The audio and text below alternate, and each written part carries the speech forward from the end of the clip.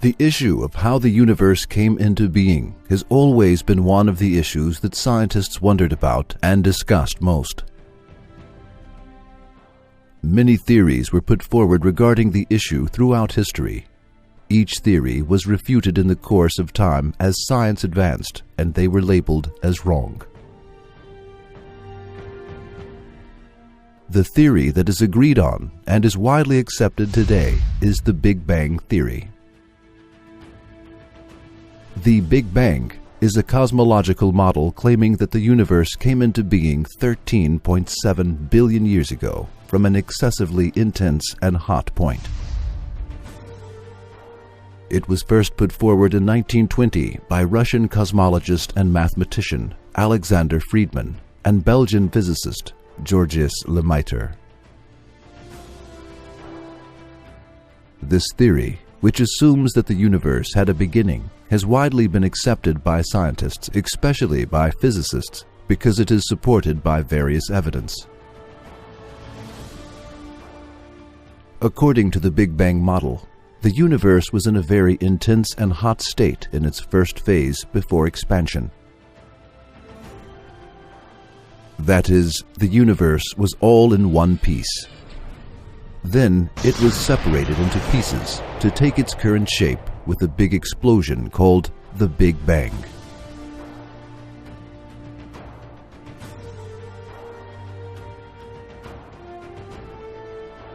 This knowledge, which scientists were able to obtain only within the 19th century, was informed by the Quran 1400 years ago. The following is stated in verse 30 of the chapter of Al-Anbiya.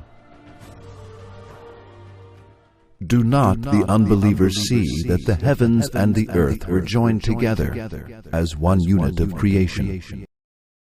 Before we clove them asunder, we made from water every living thing. Will they not then believe?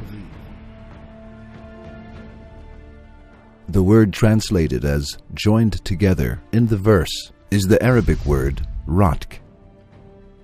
It means fused, coherent, inseparable.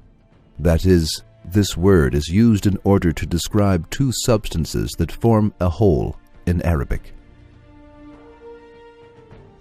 The verb fatq, used in the verse, means to separate. In Arabic, this verb is used in the sense of splitting something that is adjacent and coming out by breaking something. For instance, this verb is used when a seed sprouts and comes out of the ground in Arabic. Now, let us go back to the verse. In the verse, a situation in which two things are joined together, ratq, is mentioned. Then they are separated, fatq. That is, one of them comes out by tearing the other one.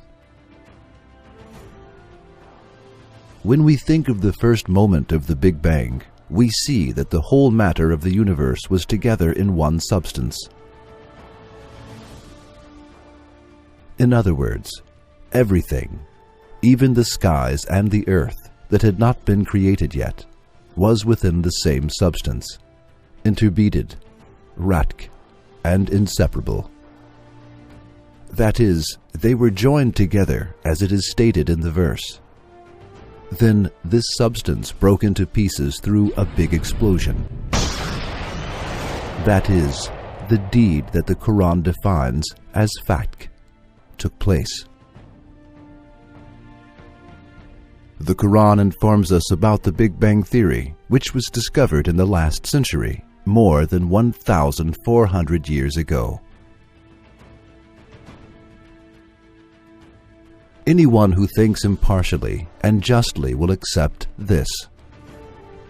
A human being who could not read or write could not have discovered this fact 1,400 years ago.